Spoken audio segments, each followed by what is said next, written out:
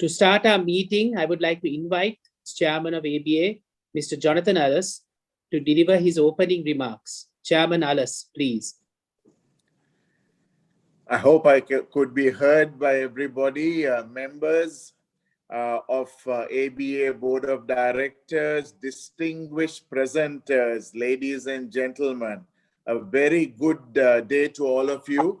I'm delighted to join you today following a very successful ABA conference that we had for the first time online that was culminated last Friday after 4 successive days commencing from Tuesday. We are breaking new ground, and I'm so pleased with the progress that ABA is making, notwithstanding the current pandemic, the lockdowns, the inability to travel, that we continue to remain active is something that is very encouraging and refreshing and augurs very well for the future, notwithstanding whatever the challenges that we have got to weather to keep our communication, our education, our exchange programs continuing. So a very warm welcome to the second virtual meeting this year of the ABA Policy Advocacy Committee. Most of you would recall today's meeting, ladies and gentlemen, follows the highly successful first meeting we held also virtually that took place on the 26th of March this year, as Dilshan alluded to just a while back. During that meeting, representatives from ABA member banks and ABA knowledge presenters presented very important papers on policy issues of current interest to members and the region's banking sector as a whole. Today, we will have another round of presentations on topics that were decided during the last committee meeting in March. Many of the presenters during the March meeting are back with us today, and another round of presentations and presenters as well. They will, of course, be joined by representatives from other member banks and other ABA knowledge partners who are here for the first time. Let me once again thank all of those who have joined, registered for today's meeting. Your presence certainly underscores your continued commitment to our association and what it represents. Our special thanks goes out to those who will give the presentations today for generously agreeing to share with us their knowledge and expertise on policy issues of current concerns to the banking community. I'm sure their insightful inputs will add great value to our deliberations. A very, very big thank you to my Deputy Chief Operating Officer, Executive Director of Hatton National Bank and Policy Advocacy Chairman, Mr. Dilshan Rodrigo, for the tremendous work that he has put behind the policy advocacy, as well as the support he has extended to me in regular ABA work. My sincere gratitude to the ABA Secretariat as well. It's because of this combined effort and with the help of all the presenters and all their eagerness, that we are able, probably for the first time, to be able to make two rounds of presentations. My previous experiences, we tend to have the ABA conference towards the end of the year, and at the planning committee stage, we tend to have, plans for the policy advocacy. But here, now we have had double the volumes, which is something. Kudos to the ABA Secretariat and to the ABA Policy Advocacy Chairman and to those who have come very willingly to present these papers. I'm very grateful to all of you. Once again, I leave the chairmanship of today's meeting under the very able, capable hands of Mr. Dilshan Rodrigo, the current chairman of the ABA Policy Advocacy Committee. I encourage each of you to extensively participate in the discussions so that concrete steps can be taken by the ABA on matters that have significant impact for the banking sector and the operations of our respective organizations. Therefore, I look forward to a fruitful meeting, would be eagerly following all the presentations and the deliberations, which I'm sure will be useful to all of us. Again, ladies and gentlemen, a very warm welcome to all of you. Dilshan, the floor is all yours. Thank you, Mr. Chairman, for the very encouraging words. We are now ready to begin our meeting today. Once again, it is my great pleasure to welcome all of you to the second meeting for 2021 of the ABA Policy Advocacy Committee. As you can see from the agenda that we sent out earlier, we will be discussing a number of papers prepared by representatives of our banks and knowledge partners. They will be sharing with us their knowledge, experience, and best practice on important topics that were earlier agreed. First, Erste Bank will present a summary of its paper, presenting updates on the LIBOR scenario and how banks can adapt to the new environment. This will be followed by a presentation by Hatton National Bank on its paper on practical implementation of cybersecurity.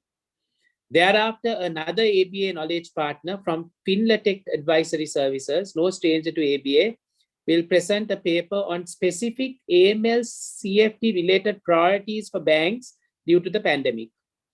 The next presenter will be Rizal Commercial Banking Corporation from the Philippines, who will share the bank's experience in meeting challenges in implementing regulatory framework to achieve sustainability goals.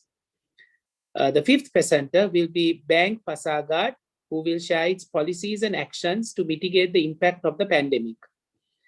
Our last partner will be our knowledge partner, FMA, who will present his paper that looks at distribution, specifically on challenges and opportunities of the branch in today's banking environment. Lastly, we would like to spend some time with you to solicit your suggestions on policy issues or concerns for future policy advocacy works of the committee. Now, let's move on to the first item, consideration of the paper by Erste Group. I would like to invite Mr. Oliver Hoffmann, Managing Director and Head of Asia of Erste Bank, to present a summary of his paper. So I hope you can see that. So thank you again to the ABA for having me. This actually is the number 4 paper I do on this topic for the advocacy committee. I assume, or I rather hope, you will remember what I talked about in the previous presentation. So today, given the shortage of time, I'll try to give you just a quick update on the most recent developments. If you go to page 3, you can see here an overview of the new risk-free rates for the 5 major currencies, and you already can see here marked in red the one major development we have had since our last meeting, and that of course is that we now have forward-looking term rate for the US dollar. I will talk about this in a minute. Let's first just have a look at the latest transition time plan. So the cessation dates for all the old world benchmarks have been set as outlined here. For the main US dollar benchmarks, which were extended to 2023, these US dollar main benchmarks will be published on a synthetic basis only going forward, and the FCA in May this year started a consultation on details for that. We expect to have the result of that consultation in the 3rd or the 4th quarter of this year. Following most central banks' recommendations, that means no new LIBOR business should have been written since the end of June this year, except again for the main US dollar terms. And for these terms, business writing also should come to an end, or new business writing should come to an end on 31st of December this year. After that date, after 31st of December this year, you only should have legacy LIBOR business to deal with, and all new floating rate business should be based on a new risk-free rate. In general, the overnight rate will become the workhorse, if you want, for most business and for calculating backward-looking compounded rates. The big discussion, of course, has been if and how to create forward-looking risk-free term rates. A lot of people have got very used to and rely on forward-looking term rates, which we effectively had for the last 30 years. With the backward-looking method, most RFRs use now, borrowers are being told what they owe just a few days in advance of having to pay up, and some of them may have to scramble to ready the payment. Of course, you can argue that with a look-back period of, say, the standard 5 days, which is mostly applied now, this issue is mitigated, and the applicable interest rate for the interest period will be known for about at least a week before the end of the period. So that gives you some time to prepare. Now, the biggest concern until very recently was that time was running out to create a common forward-looking term rate for the US dollar as the main currency. As recently as March this year, the ARRC had said that in all likelihood they would not be able to recommend a forward-looking rate before the end of this year because of insufficient liquidity in derivatives tied to SOFR. However, as you can see here in the very last line here, they now on 29th of July this year gave their backing to a SOFR term rate created by the Chicago Mercantile Exchange. That change in mind came about following the SOFR First initiative by the Commodity Futures Trading Commission, which led to a very strong increase in SOFR-linked derivatives, which you can see here on page 6. The Interest Benchmark Reform Subcommittee of the CFTC on 26th of July recommended interdealer brokers to change US dollar linear swap trading conventions from LIBOR to SOFR. So SOFR basically replaces LIBOR as the floating leg on all linear swap spreads and the curves. The LIBOR linear swap screens are available for information purposes only now, and they will be completely turned off after 22nd of October this year. So we had a clear shift in derivatives trading from LIBOR to SOFR, effectively changing how dealers hedge their risk, hedge the interest rate risk. Within the SOFR First initiative, the next step will be shifting interdealer market conventions for cross-currency basis swaps from LIBOR to SOFR. That will happen in September this year, so next month.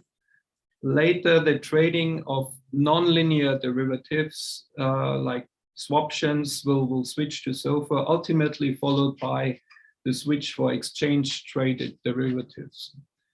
Having said all that, don't forget, even with the availability of a forward-looking term rate now, this term rate is supposed to be for specific use cases only, where it is absolutely necessary to know the rate at the beginning of the period. That could be for consumer protected loans in retail business, certain trade finance business, or for fating.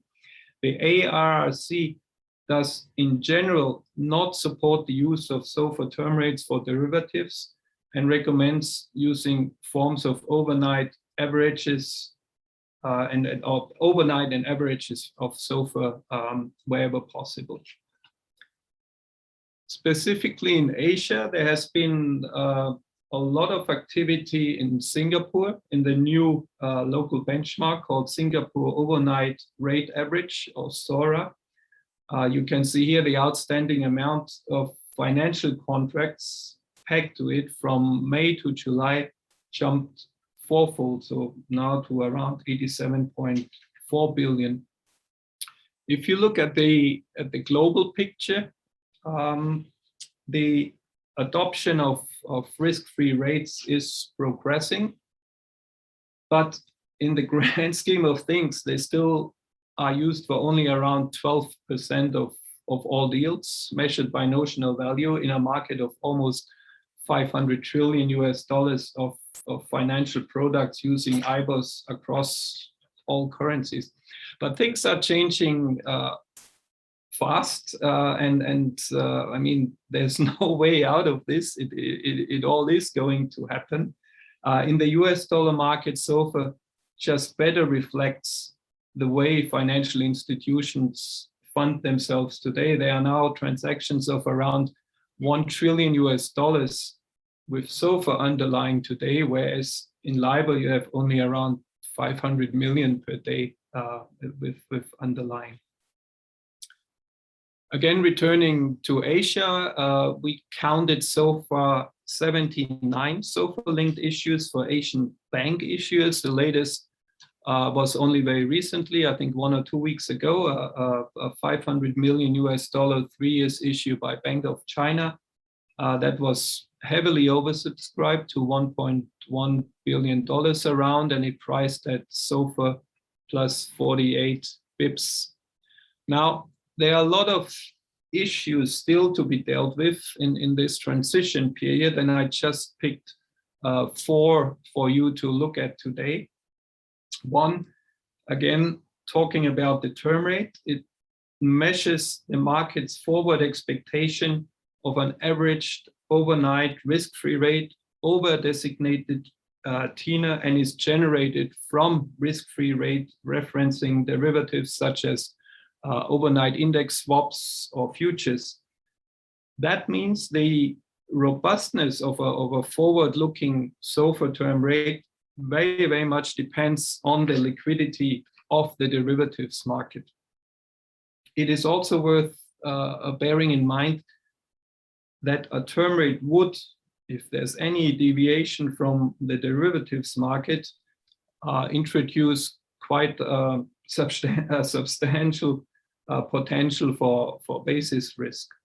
We have to see yet if there will really be sufficient derivatives volume to create a really liquid market for the underlying instruments. But I think the SOFR First initiative I mentioned, that's already a very good step into that direction.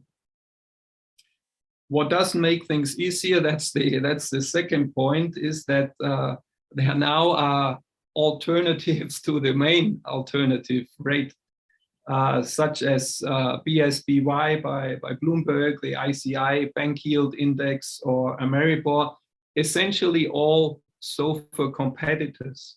So at a time when really all efforts should be put behind creating a commonly accepted term rate, these developments now split resources and attention and may lead to a fragmented market. This is not a good thing, especially for us banks. We will face higher complexity in all areas, from refinancing to product design, and the need to license several new vendors definitely will increase cost. Third, if you look at credit basis risk, if you think about it, in the past, tying interest rates to LIBOR made it easier for banks to manage the interest rate risk because higher payments on our assets helped offset the pressure when our own funding cost went up. Now, if you move to the risk-free rates in times of market stress, rates based on SOFR, which are collateralized mostly with US treasuries, they would fall as the US treasuries, as the traditional safe haven asset, would rally in times of stress. At the same time, the bank's funding cost would rise as short-term credit rates spike. Thus, the bank's lending margins would be squeezed at a very, very difficult point in time. And as a result, lenders may need more compensation via higher spreads for bearing the risk that their asset yields would shrink at the same time their funding costs rise. The last point, the spread adjustments, I would like to illustrate that with one example. We jump here to page 12. The spread adjustments for IBOR legacy business, which has maturity beyond the respective IBOR cessation date, were fixed on 5th of March this year. You can see the fixed spread adjustments up here in the right-hand corner. To illustrate the effect of what these credit adjustment spreads would have on existing business, I got one example here for you. Let's assume we have an existing US dollar loan based on 3-month LIBOR with a maturity of 31st of December 2023. I calculated this with value 9th of March, shortly after the credit adjustment spreads were fixed. So 3-month US dollar LIBOR was back then around 17 to 18 basis points plus the fixed loan spread of 100 basis points. So the total cost for the borrower in the old world was around 117, 118 basis points. Assume now this loan in March was shifted to 3-month SOFR compounded in arrears. SOFR is, as you know, it's a secured risk-free rate, so we need to adjust it for a certain credit risk premium. The adjustment spread, as you have seen on page 10, for the 3-month tenor was 26.16 basis points. The 3-month SOFR compounded in arrears as of this date, as of 9th of March, was around 5.95 basis points, plus the fixed loan spread, which stays the same like in the old deal. If you add it all up, you end up with a cost of around 132 basis points. So that means the same loan switched to SOFR would cost the borrower around 12% more than what he paid previously. So I think there will be a lot of tough negotiations going on. Again, this reflects where the banks have to fund at now, so they just pass this on to the borrowers, but that still will be a tough discussion and quite some room for let's not say fights, but for a lot of difficult discussions to take place. So that's basically it on my presentation. On the last page, again, I list what I think are some very useful links. I added one new one that is under the new RFR line, the new ISTA microsite, going into details of fallbacks. So that's it from my side. I'm happy to answer any questions or any comments you have. Thank you, Oliver. Thank you in particular for regularly updating the Policy Advocacy Committee. I think over the last 2 years, you have been giving us regular updates on the transition that is taking place. Can I open the floor for any questions or any clarifications, suggestions, thoughts? I have one question on the question box, which I could quickly read out to Oliver. This question is from Rajendra Tyagaraja. He's incidentally a former chairman of ABA. Does the timeline mean, for example, while cessation of old IBOR is 2023, no new bonds or debt will be priced after 31st December 2021, denominated in LIBOR, but will be based on SOFR? Yes, that is exactly correct. As I said, the main US dollar terms have been extended to 2023, but new business in US dollar floating rate based on LIBOR should stop end of this year. Anything beyond that, you would have to pick one of the new risk-free rates. Thanks, Oliver. Just another quick question from me. You mentioned that the adoption is around 12% at the moment, and that there is going to be an increase in pricing, albeit very small percentage. But any further sort of any suggestions, practical suggestions you could give to smaller countries? Because I'm sure the bigger countries will have their own benchmark rate, or they will be aligning with a regional benchmark rate, and of course adding the relevant country risk and the customer risk in the pricing model. But any suggestions from an implementation standpoint for smaller countries? I think, especially here in Asia, a number of the local or regional benchmarks are linked or based on the main currency benchmark. So it essentially is a question of following what happens in the major currency benchmark and adopting that to your local currency here. So I think it would be very difficult for smaller countries to really develop their own method, and also it's a bit like reinventing the wheel. You can look what is happening in the major benchmarks. Of course, the ARRC is leading the whole effort, but also, for example, in the UK, the FCA is and the benchmark committee there. They I would say are the two leading organizations in that transition and reform progress, and those are the ones I would look to for guidance. Fine. Thank you, Oliver. Thank you also to Erste Group, and we would like to endorse this paper by the committee, and we will keep you updated on further steps that the committee and the ABA will take in this regards. Thank you. Thank you, Dilshan. Now we move on to the next agenda item, consideration of HNB's paper. Can I call upon Mr. Suresh Emmanuel, Chief Information Security Officer at Hatton National Bank, to kindly make a summary report on his paper, please. Thank you, Dilshan, and thank you, ABA, for having me. I think probably it's my third presentation with ABA. And let me share my screen. Okay. Is my screen visible to everyone? Yes. Okay, thanks.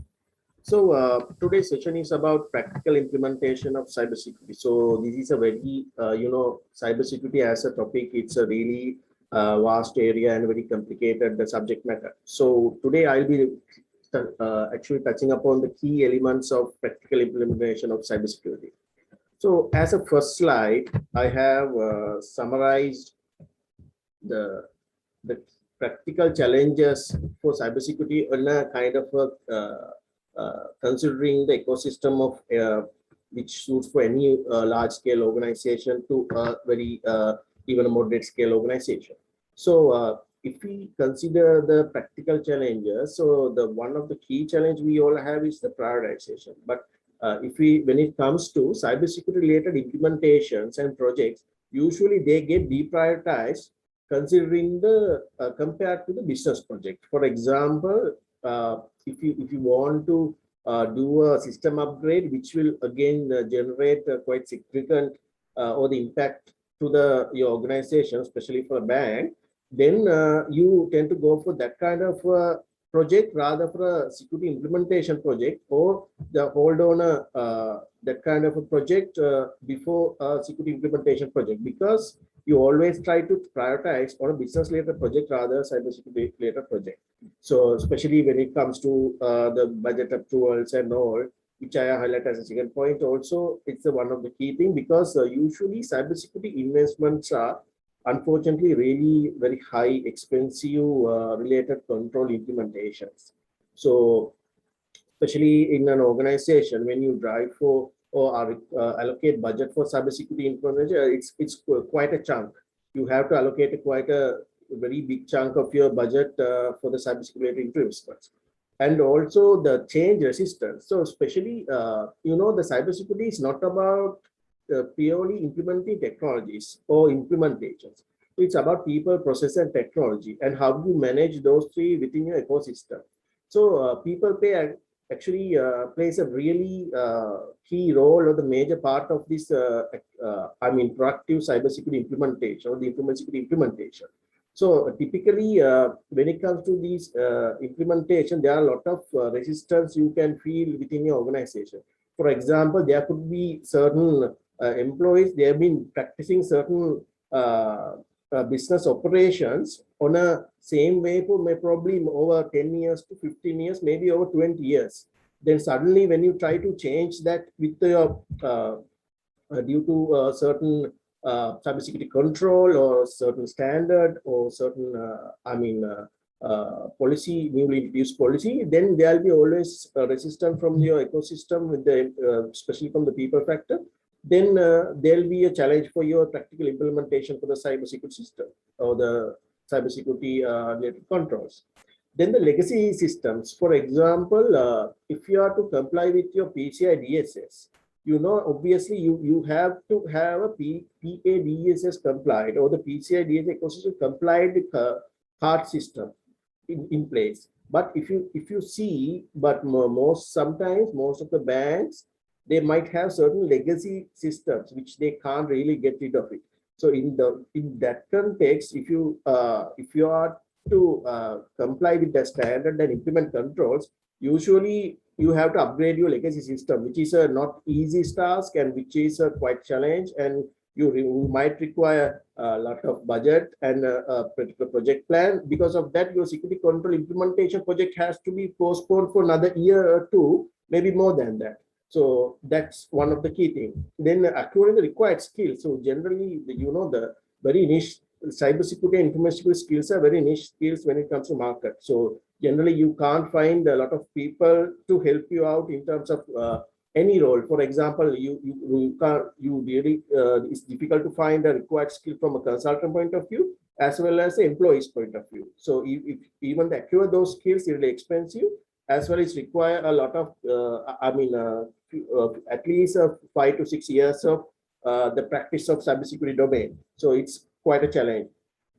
And also one of the key things when it comes to cybersecurity implementations, although you have made the investment, you might have the might not leverage on your investment, because you probably have procured a very sophisticated system like a SIEM or you might have a really sophisticated firewalls. But if you haven't leveraged on your the properly implement your systems, that is as equal as you don't have a system. So you have to ensure that you are implemented and leveraged your investment, and implementation is adequately done as per the business requirement. And also another key challenge you will have is the interpretability. So interpretability of between systems is one of the key concerns when it comes to cybersecurity, because if you try to introduce a totally new system to your ecosystem, and there are challenges when it comes to integrations and practical implementation, if you don't have the interoperability and the threat intel sharing concept between your organization, there will be issues because you will not be able to leverage the maximum output of your investment. And as usual, the cybersecurity related controls and the implementations are complex, so you need special skills. And you will not see quick or the ROI on your return on investment or cybersecurity related implementation, because most of the time, even with a particular, for example, if you have a SIEM system and without having a SIEM system, you might not see a difference as a business point of view unless you are fully leveraging on it. So there's no quick ROI, but you have to see the ROI in the long term.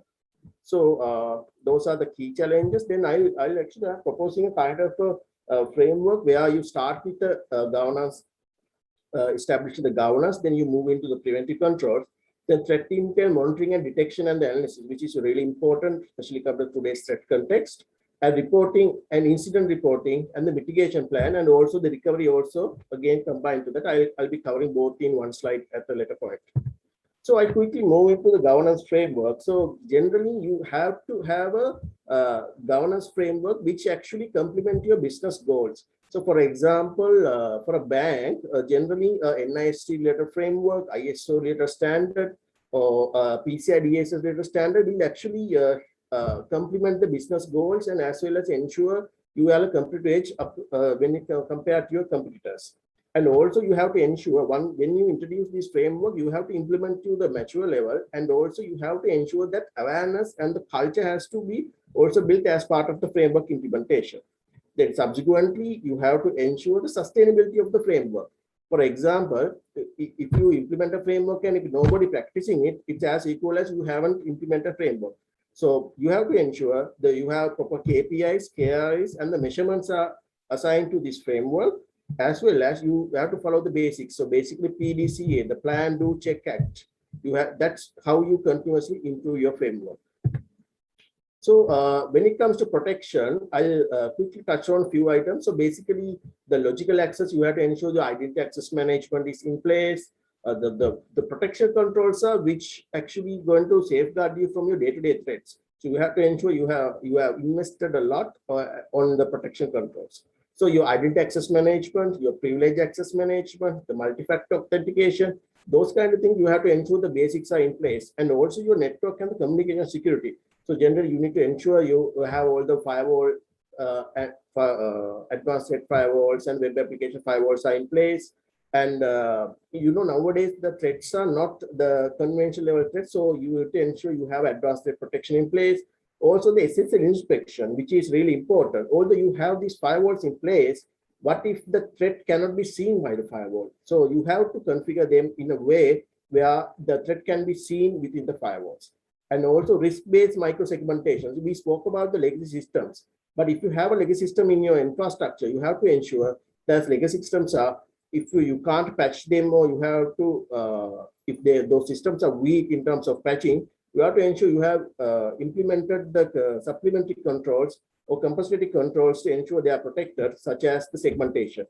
And also the deception technology you have to implement within your network infrastructure. Basically, that will ensure if there's a hacker or somebody in your network, you can easily spot them.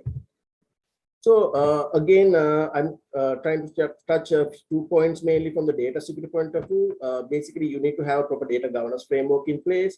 Then you need to have your classification tools and the data leakage prevention tools, which is really challenging when it comes to practical implementation. When you try to implement these tools, the business will, if you don't implement it with the proper business requirement, it will always interrupt your business, where people can't send emails out, even though they are with the legitimate business requirement. So you have to properly ensure these business cases or use cases are properly done. And also the encryption related controls also has to be implemented. Then continuous vulnerability management, especially you need to have a system where you continuously discover vulnerabilities within your organization, not only within your organization, including your supply chain. So there could be, you have continuous connection with your supplier, where you will be continuously sharing data. When something happens to supplier, there could be attacks coming to supply. Even the recent SolarWind attack is one of really good example of a classic supply chain related attack. So you need to have proper controls such as virtual patching and the legacy system related care, which I have explained previously, in place to ensure your protection controls are validated. So again, we talked about this, about the threat protection. You need to have advanced threat protection capabilities within your organization, especially you have to ensure your systems are adequately protected. Right. Threat intelligence monitoring and detection is one of the key things. Basically, you should have the monitoring capabilities and what is happening around the globe. So this will help you to understand what are the threats you have globally and what are the threat campaigns, what are the ransomware campaigns launched, and how vulnerable you are to those campaigns, and how you can proactively mitigate those threats. So that's one of the key things. And especially when it comes to internal correlation, as well as the mapping with the global threats. As well as it is always recommended to have a 24/7 security operating center. Otherwise, you will not have visibility of threats happening when you're actually not non-working hours, or somebody needs to continuously monitor the system, because although we take a break, hackers don't take breaks. So, and also one of the key things is the predictive analysis. You need to predict based on your business requirement, which of your business digital element will prone to get attacks. So based on that, you need to have a better cyber strategy to ensure your digital assets are protected. So again, the other part is the detection capabilities. To improve the detection capability, you need to have SIM-related systems.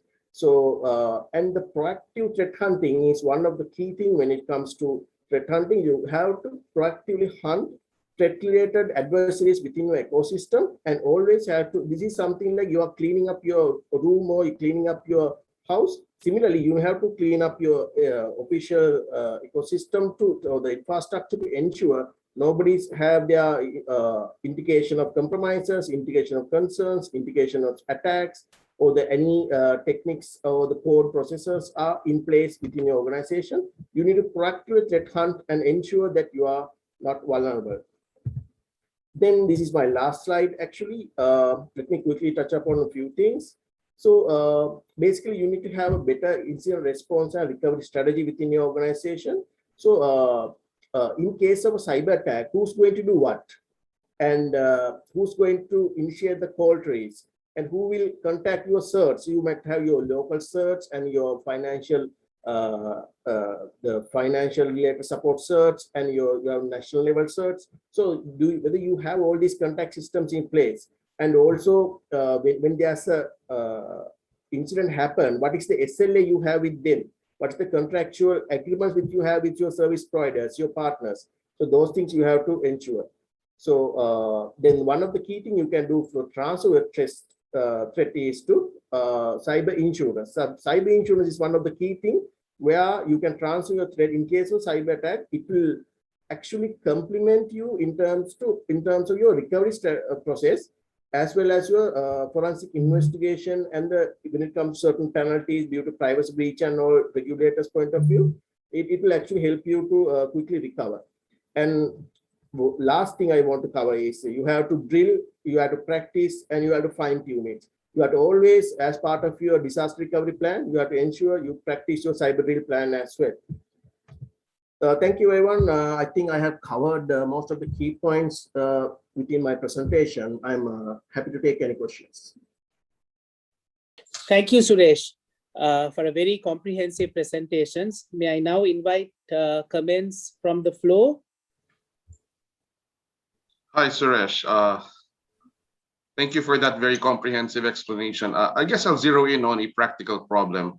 I think one of the challenges right now of cybersecurity is securing the endpoint, particularly with the third-party providers. And you did mention, you can manage this with SLAs. Are there any other tools aside from the SLA where we can ensure that the third-party provider is actually practicing the adequate security measures on the data that is residing in the endpoints that are with them? Yeah, so I think this is one of the key challenges when it comes to especially especially for banks. So one of the main thing you can follow is the due diligence when you onboard such suppliers. So as part of the due diligence, you might have to introduce a checklist of things where they have to comply with. Then you need to, I would suggest if you can physically go and visit them and do a proper audit, and then you can kind of evaluate their ecosystem, how they practice, and what is the security controls they follow. In case of cyber attack, what is the incident response process? All these things has to be evaluated prior to giving a kind of engagement with them. So based on that, you have to do a proper risk assessment. That risk assessment should have all these risk elements to identify should be addressed before you award any project with them. So existing ones also will probably, with the renewals, you can address all these risks as contractually, as well as a kind of obligation with a continuous assessment, which can be evaluated annual basis, minimum. Yeah, thank you. I totally agree with that. That's the only way we can go forward in that. Yes. There are a couple of questions of discussions that are happening on the Q&A box.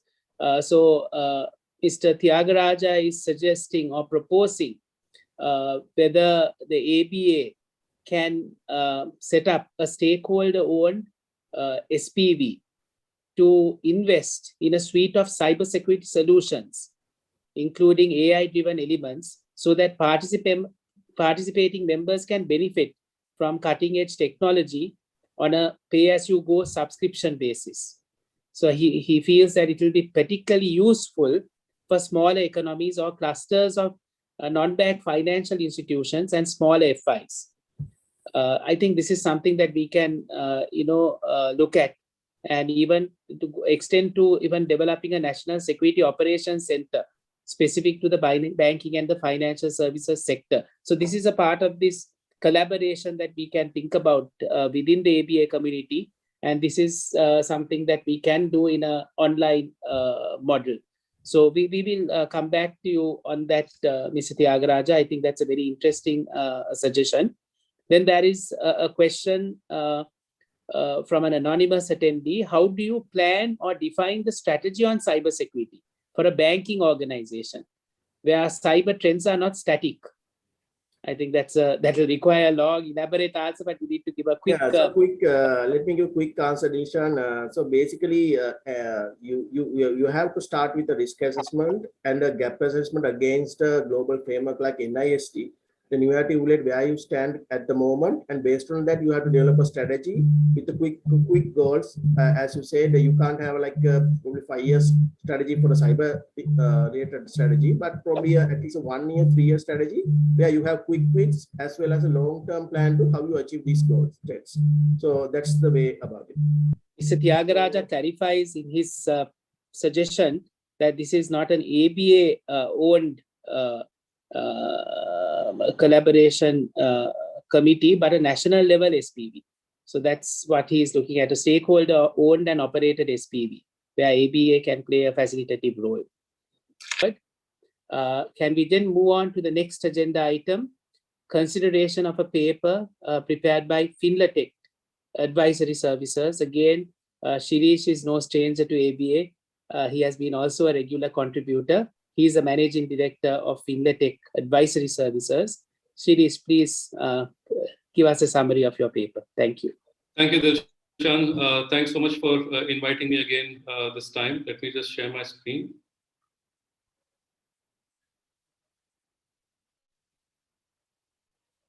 Mick, can you confirm that's visible?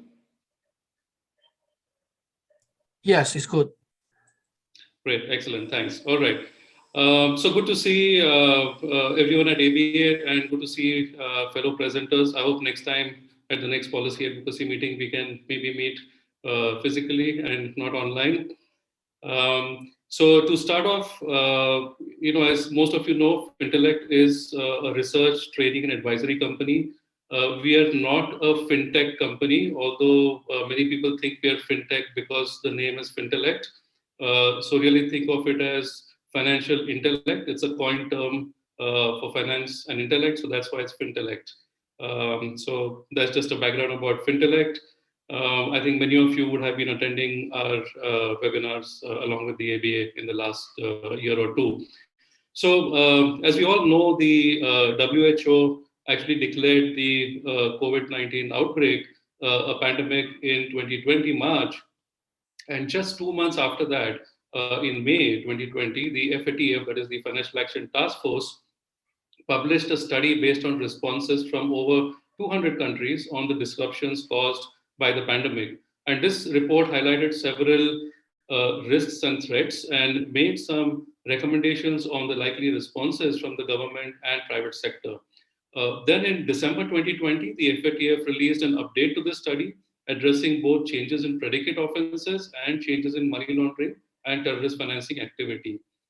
Now, as bankers, we know that customers' financial patterns started changing as they moved to work from home and lockdowns were imposed, and people started conducting more online transactions. Now, these changes in customer behavior have made it more difficult for banks to identify suspicious transactions or suspicious behavior based on transaction monitoring rules that were set in the pre-COVID days. So economic contraction, closing of borders, lockdowns, all this led to the risk of funds from illicit sources being used to exploit businesses in distress. So real estate, construction, industrial cleaning, transportation sectors, as well as SME enterprises in general were found to be more at risk of being exploited for money laundering. Now, while online transactions increased, there was also an increase in cash withdrawals, which has actually increased the criminal group's use of fiat currency to launder proceeds of crimes. Other fallouts have included individuals turning to unregulated financial services and scams designed to appeal to individuals who may have lost their jobs or suffered a loss in income, including potentially being exploited as money mules. There has been an increased risk of corruption through misdirection of government funds or international assistance, and the use of virtual assets and investment in crypto has also increased during the pandemic. Now, even as money laundering or terrorist financing risks increased during the pandemic, regulatory pressure on reporting entities and banks did not abate. So initially, for the first few months into the pandemic, regulators allowed some relaxation in reporting timelines and in the implementation of newer guidelines, but banks were expected to continue their AML-CFT responsibilities despite the challenges imposed by the pandemic. So the Global Regulatory Fines report by Fenergo shows that Asia-Pac regulators levied penalties of 5.18 billion US dollars, which was higher than fines imposed by the US and represented a seven-fold rise over fines imposed in 2019 in Asia, demonstrating that effective enforcement of AML laws remained a priority for Asian regulators. Now, AML laws have been revised and new legislation was introduced in many countries, especially around virtual asset service providers, DNFPBs, eKYC, targeted financial sanctions, etc.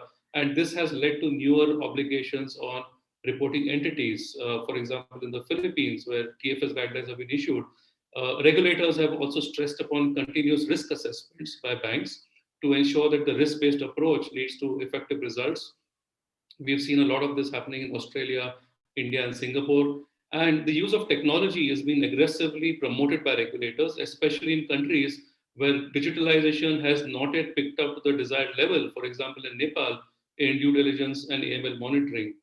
Now, the FATF also recently published a report on opportunities and challenges of new technologies, which encourages, more for regulators, the creation of an enabling environment for the use of technology in AML-CFT.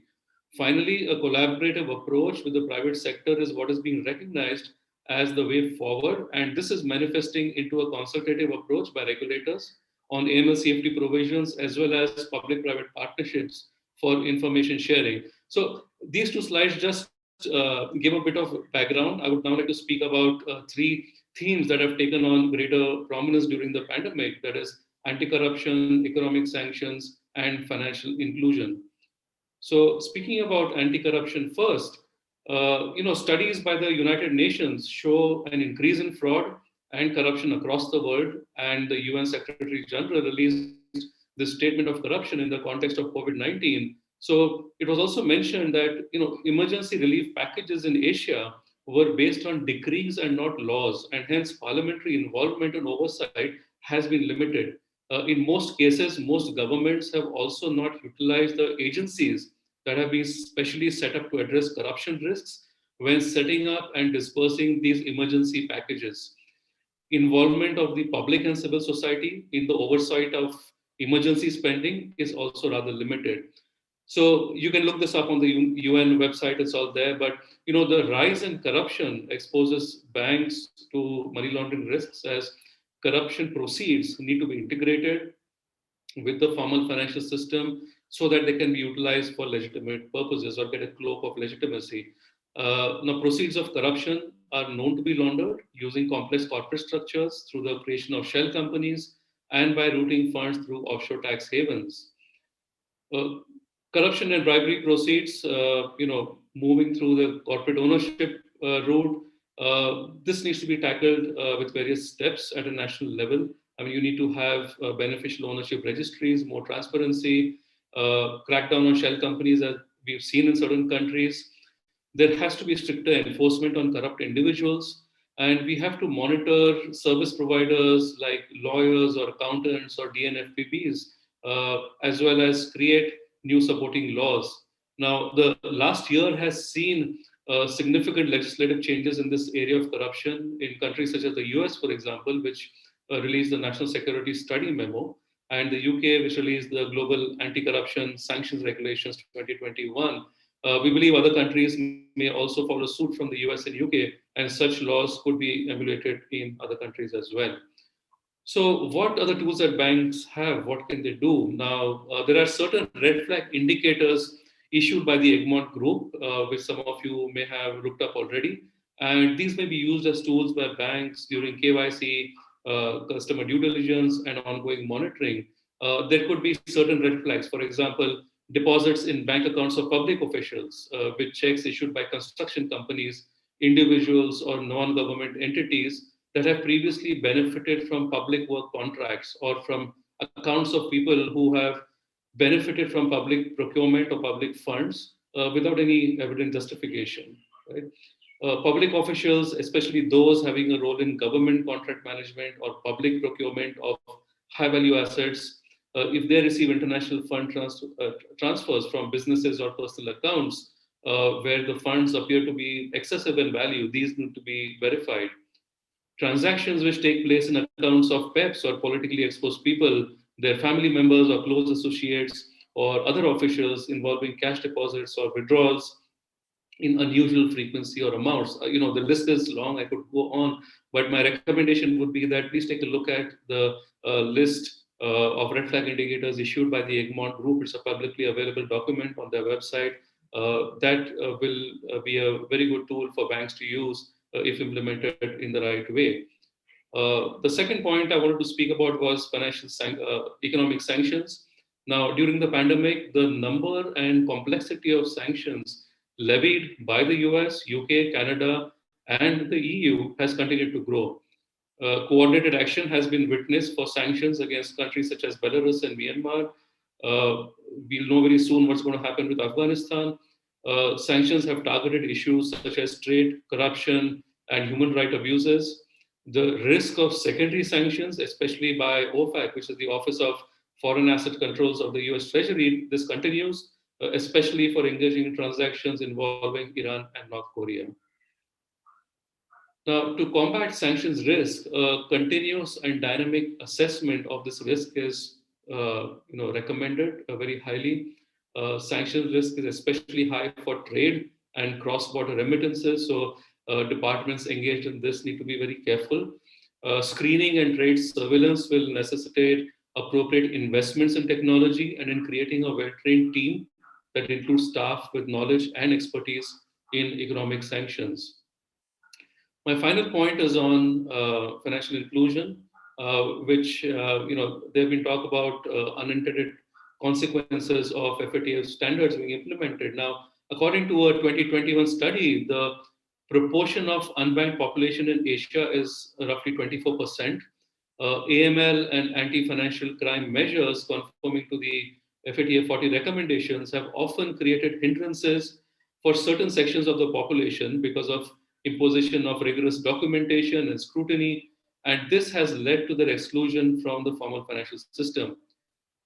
De-risking of banks in developing economies by correspondent banks in more developed countries because of AML requirements has also been responsible for exacerbating financial exclusion. Now, as this consequence came to the fore, the FATF took note via formal recognition of financial exclusion as an MLTF risk in 2012 and has introduced a risk-based approach that has advised proportionality and AML safety measures. And in 2020, last year, the FATF has initiated a study to understand and mitigate these unintended consequences. Now, the impact of greater financial inclusion will be a decrease in gray markets for financial services and better reach and effectiveness of AML safety measures. There has been significant growth in mobile wallets and digital financial accounts during the pandemic, especially in countries like Thailand, Indonesia, Vietnam, India, and Bangladesh. And digital accounts have allowed governments to also reach unbanked populations directly for relief, thereby, in a way, bypassing corrupt practices and providing government benefits. And this underscores the priority of bringing unbanked populations into the financial system. For the banking sector, financial inclusion poses a huge opportunity for offering digital financial services to the hitherto significant unbanked population of 24%. Better risk assessment can allow banks to take a risk-based view of financial inclusion accounts and apply suitable measures that do not penalize the poorer sections of the population. In closing, I would say that through the pandemic, and we really don't know when it's going to end or taper off, when it comes to managing AML CFT risk, banks need to stay ahead of the dynamic risk environment by identifying and mitigating the most critical areas of risk, use technology effectively, and train and build staff knowledge adequately. Obviously, for this to happen, senior management buy-in and active support in terms of budget allocation is critical. It's also very necessary given the risk of regulatory penalties and reputation risk. At Fintelekt, we have been working closely with the ABA by organizing one educational webinar on AML CFT almost every month, and we hope to continue this for the benefit of the banking community across Asia, in addition to the newly launched Fintelekt Academy, for which also ABA members get a benefit by logging on to. With that, thank you, ABA. Thanks, Dilshan. And it's back to you. Thanks, Shirish. Thank you very much for that presentation. One quick question that I would like to ask from the chair. You mentioned something very interesting. You said that the regulatory fines are up 7-fold, in the last year. And we also know that, with all economies, battling COVID in different parts of the world, there has been a huge trend towards digital transformation. So do you see two events as related? Are we dropping the ball a little bit when we are moving on digital modes to communicate with customers, onboarding, managing transactions and so on? Do you see a correlation between those two? So I think it's a bit ironical, because what we've seen is that because digital has happened, because technology is being used more and more, there is more transparency. Banks are able to actually report many more things to the regulator, and regulators actually have access to lots more information because of this transparency technology. And that is like a double-edged sword. The more information they have, the more they also know maybe what is going wrong. So I think as digital increases, as transparency increases, yes, there will be benefits, but you also have to see the flip side that regulators going to know more of what's happening. But I think over time, it's really going to benefit everybody. Thank you, Shirish. Any questions from the panel? Any thoughts? There is a question from Mr. Tyagaraja. Let me read it out. A new trend happening on cross-border is building a blockchain platform to make remittances. Benefits to refugees in many war-affected countries using a stable coin. Do you think such a platform will reduce or better manage AML issues and also improve financial inclusion? I'm not sure to what extent it will reduce AML issues. Maybe it will be managed better. But yes, I think it will definitely enable better outreach and make sure that the funds are reaching the right people. Thank you, Shirish. If there are no further questions, let me move on to the next paper. Once again, thank you, Shirish, for a well thought out paper. We will advise the further steps that the committee and the ABA will decide to take in this regard. Now let me move on to the team, the risk management team at RCBC, Armi Lamberte and John Thomas. Thank you, Dilshan. Thank you, ABA, for having us. We are here to share RCBC's experience in implementing the regulatory sustainable finance framework. And with this, we would like to provide some suggestions on how to address challenges in achieving a bank's sustainability goals. The Philippine banking system is governed and regulated by our central bank, known as the Bangko Sentral ng Pilipinas, or BSP. In April last year, the BSP issued Circular 1085, or the Sustainable Finance Framework, requiring all banks to integrate sustainability principles into their corporate governance and risk management frameworks. Banks are given 3 years to fully comply with the requirements of this circular. Now, over a year after the issuance of this regulatory framework, we have observed two main challenges in its implementation. The first is with regard to the mindset of associating reasonable practices with having to incur incremental costs due to its capacity building requirements. This is all the more seen as a challenge amidst the pandemic, as cost-cutting measures and even survival have become the primary concern of businesses, including banks. The second main challenge is the execution strategy for a framework that provides general guidelines and a fixed deadline for all banks, regardless of a bank's level of awareness and understanding on what sustainability really means. So RCBC had to address these challenges, and we now like to share with you our journey. The key to addressing the first challenge is really through a shift in mindset. That is to recognize that sustainable practices actually help prevent incremental costs. Our experience in RCBC shows that sustainable practices help in avoiding the cost of unsafe working conditions and client servicing methods. They also prevent the cost of our clients having to incur rectification costs or disruption in their operations. And finally, we also see sustainable practices as a means to avoid further cost that is linked to climate change and healthcare inadequacy amidst this pandemic. To avoid the cost of unsafe working conditions and client servicing methods, we institutionalized strict health and safety protocols that are consistent with the government-directed guidelines. As early as January of 2020, RCBC implemented its pandemic and infectious disease plan as part of its business continuity plan. This is really to ensure that health and safety of our workforce and help everyone in transitioning to what we now know as the new normal. In terms of client servicing, RCBC advocated digital transformation to provide our clients uninterrupted access to our services, since face-to-face transactions were really limited to the minimum. Our digital financial inclusion products were also instrumental in distributing government financial aid to the unbanked and underserved communities throughout the Philippines. Now, aside from preventing the cost of unsafe working conditions, our sustainable practices also prevent the cost of disruption in our clients' businesses. In RCBC, we have been implementing an environmental and social management system, or ESMS, as early as 2011. And through this, we are able to share our sustainability principles to help our clients stay compliant with ENS regulations.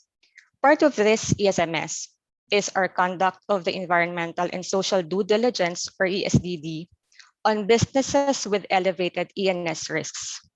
Pre-pandemic, we would really go to our business, to the client's business site. We adjusted this, of course, amidst the pandemic, and we would instead accomplish desk review of the client's business, understand their operations, and share our insights, our findings, and recommendations on how their activities can be aligned with best practice ESG standards. This influence has really resulted to RCBC helping our clients prevent incremental operating costs from non-compliance with regulations or the cost of rectification works, which can disrupt their operations. As a result of our ENS due diligence, we have collected what we consider as our success stories with our clients. This table may appear to be straightforward, but it actually conveys a very powerful message.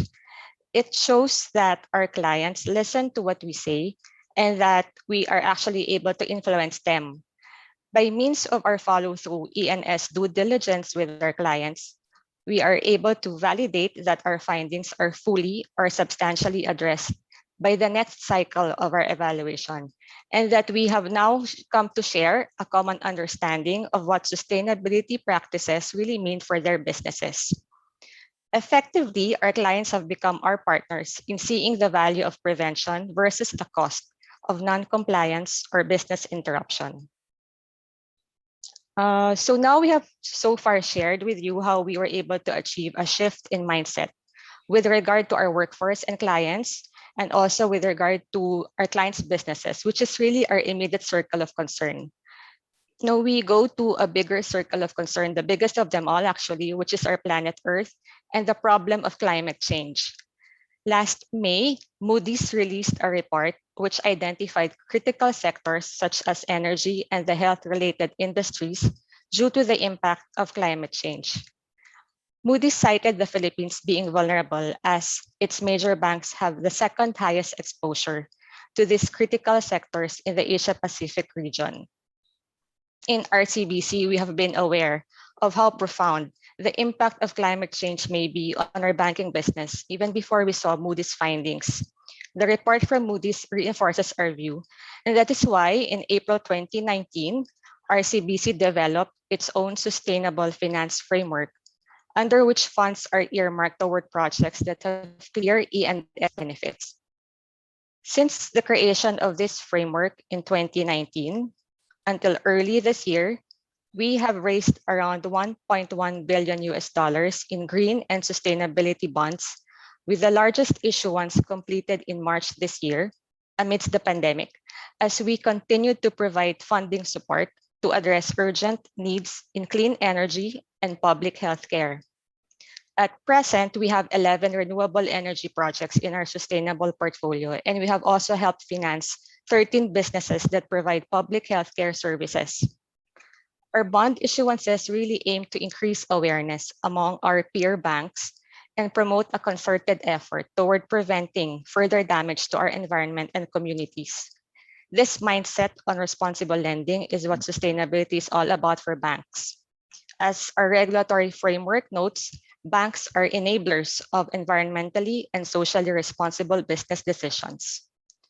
Now, as we have shared with you our experience in addressing the challenge on mindset, we are now ready to impart our insights on how to address the challenge on execution.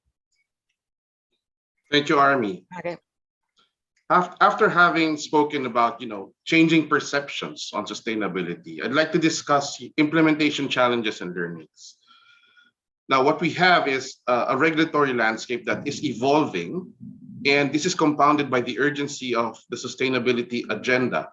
So the big question is how to move forward in a manner that is both efficient and effective. We find that the execution strategy is three-pronged. First, you'd like to see what the local regulatory landscape is and review your existing capacities against it. This will enable you to prioritize key areas of focus. Second, there's also the avenue of tapping the expertise and experience of established promoters, alliances with institutions who have experience in other global jurisdictions where efforts are at a more advanced stage. Thirdly, we also encourage active participation in the local regulatory conversation, the various programs and fora that fosters a continuing conversation among the industry players as well as the regulators. In the context of RCBC in the Philippines, the Circular 1085 provides guidelines that require the integration of sustainability principles into a bank's governance, systems, and objectives. And to this, we completed a gap analysis. We mapped our capabilities against these regulatory requirements, determined their gaps.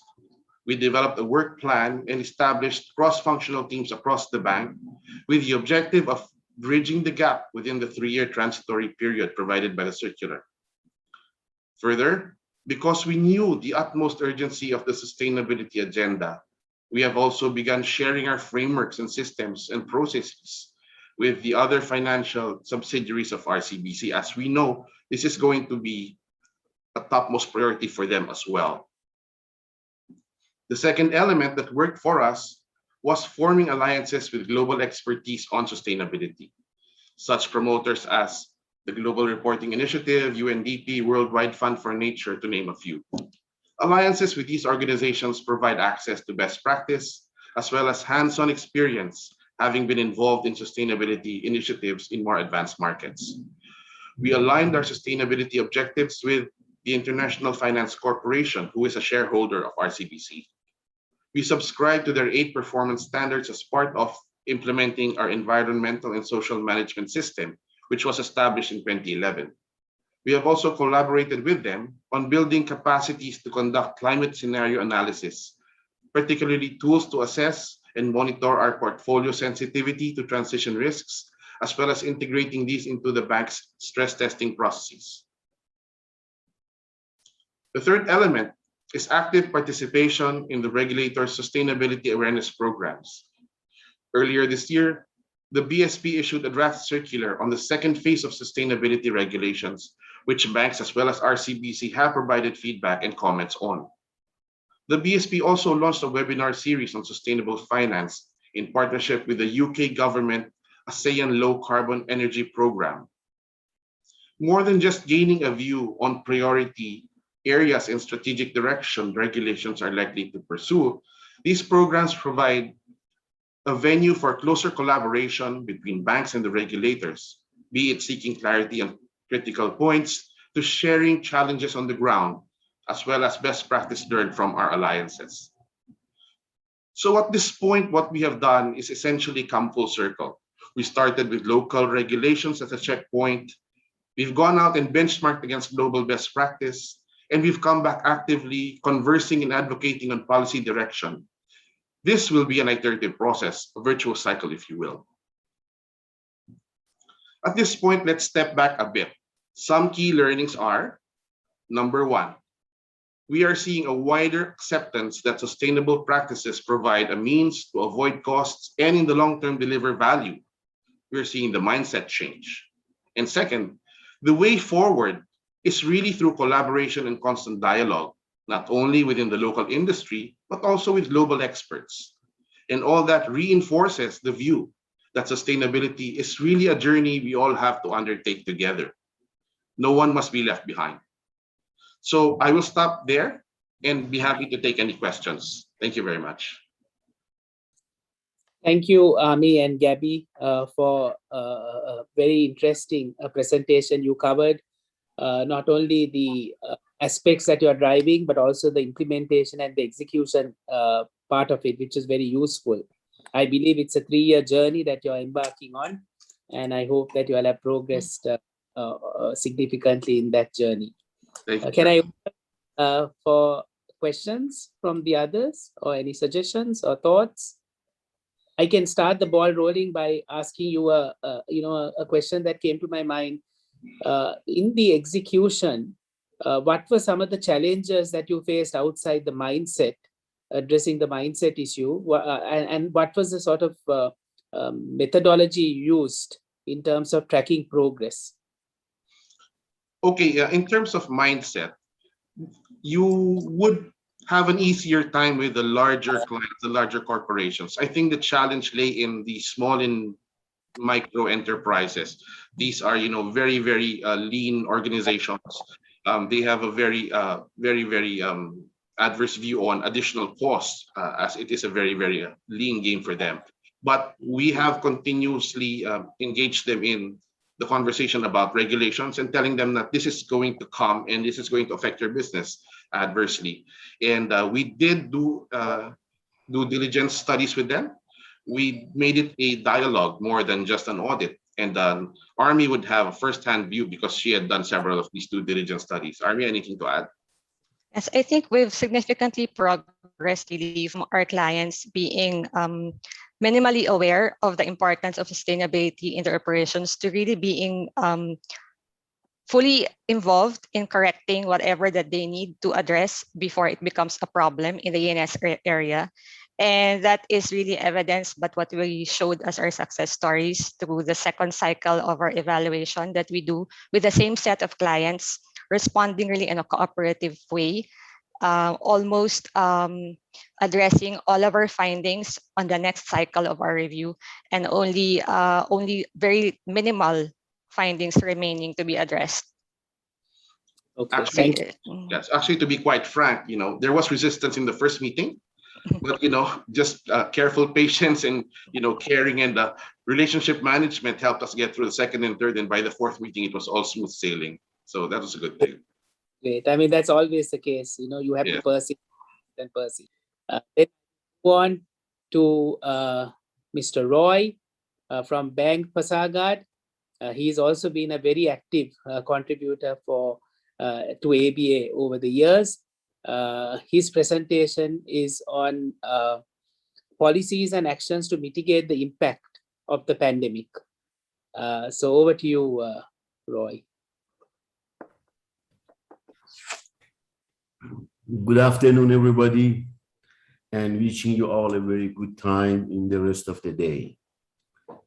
Today, I am supposed to talk about the role of banks in business survival after the COVID-19 pandemic and share with you our experience in Bank Pasargad.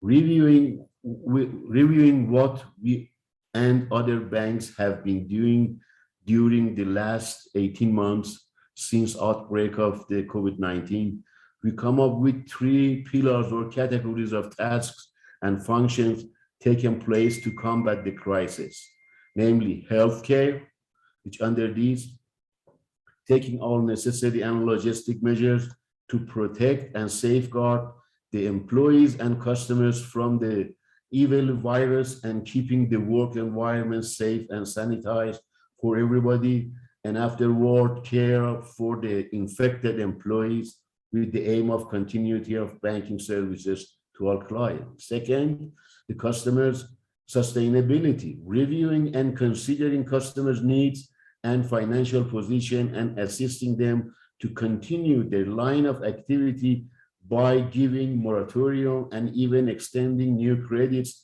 to enable them to minimize their risks and pass through the crisis has been among the most important things banks have done. Obviously, considering the bank's profile and customer base they have done all the risk analysis as well in this regard. The third issue which I would like to put more emphasis on that is the leveraging the technology. In this regard, I will go the first 2 parts, the healthcare and customer sustainability will be seen in page 2 to 22 of our presentation, which can be shared with the audiences and later on to them. But the third one, I am going to concentrate more on the leveraging the technology, which is mostly shown in page 23 and 24 of the. Considering our experience in combating the COVID-19 pandemic, Bank Pasargad had started its journey toward digitalization of banking operations long before COVID-19 pandemic. But in fact, the lessons from the pandemic have proved to be a driving force for more innovation in combating the crisis and bringing financial stability and resilience for continued services to our clients. Our main objective was to ensure continued services to our clients and safeguarding our employees and clients as well against the pandemic by means of enabling the customers to have access to our products and services without the need to visit our branches.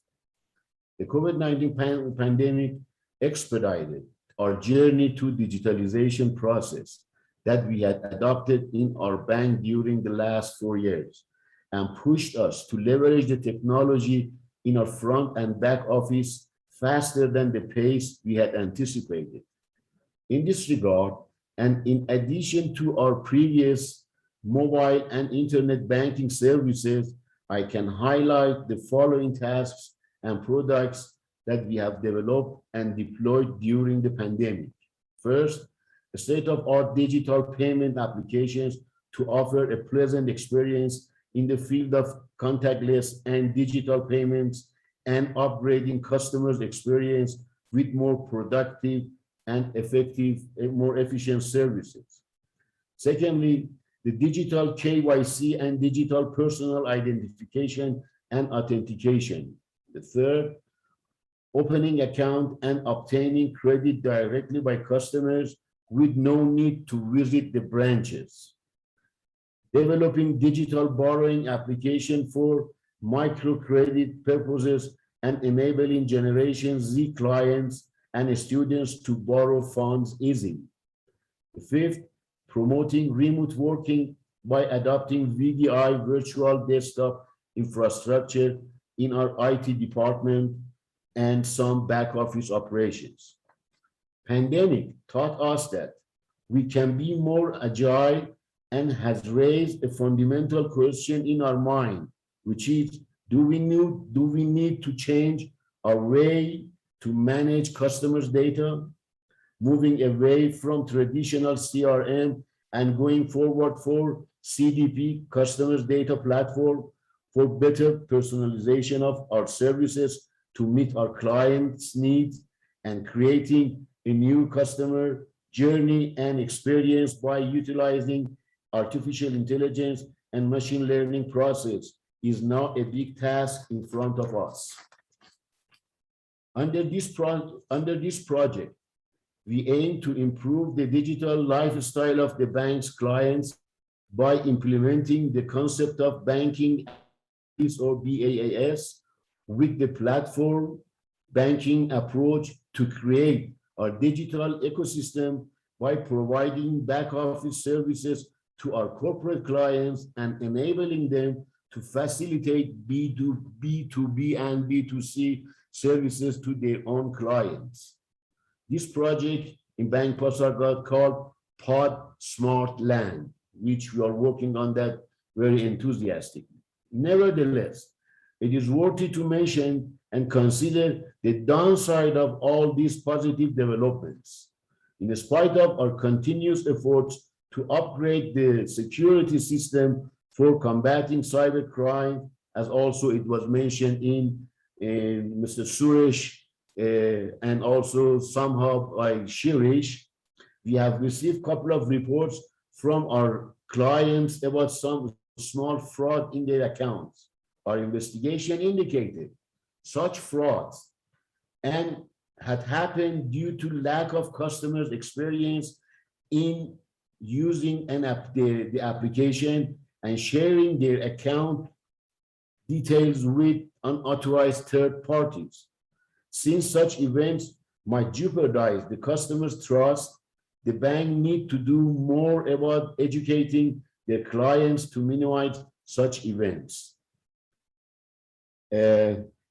Notwithstanding the above mentioned achievements during this COVID-19 pandemic, I hope and pray that we, with God's grace, and this evil pandemic will disappear as soon as possible, and we get the chance and opportunity to meet our friends and hold our next advocacy committee meeting in person and being able to embrace our loved ones.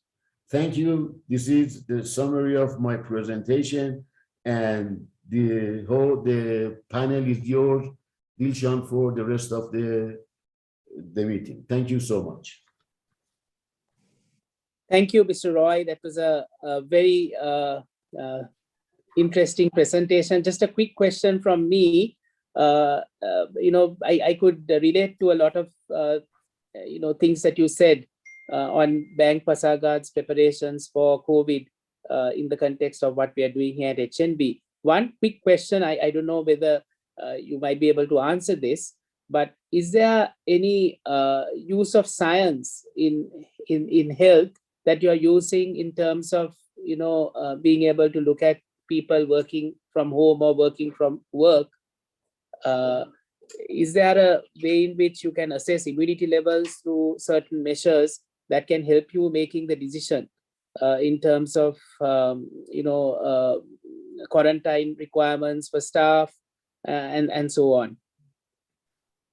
In fact, by implementing that VDI technology that I mentioned, it's a new concept, and we are also planning some kind of weekly meetings directly, even though not face to face, in order to overview the process.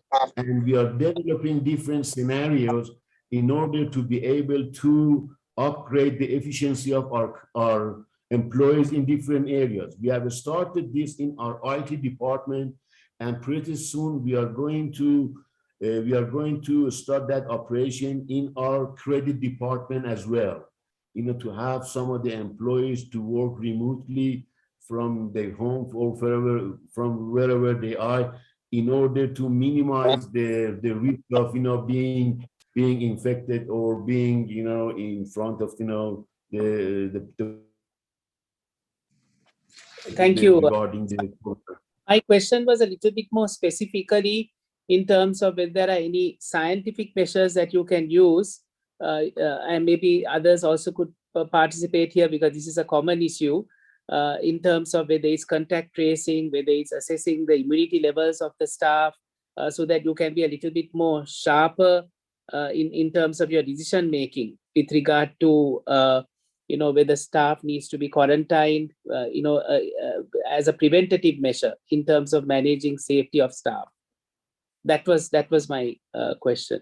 Yeah, in that regard, you know, in our bank, we do have, you know, testing, and also we have, you know, set up a medical clinic, which the people who are infected, or they have been in touch with people who have been affected by the virus, they are going to be tested very fast, and they will be quarantined. They will not be allowed to take part in their job in the bank, and they might start working remotely. So it is very, it has been a very important role, that not to let anybody to be infected, and healthcare of the employees have been on the top, and we do have strict policy in that regard.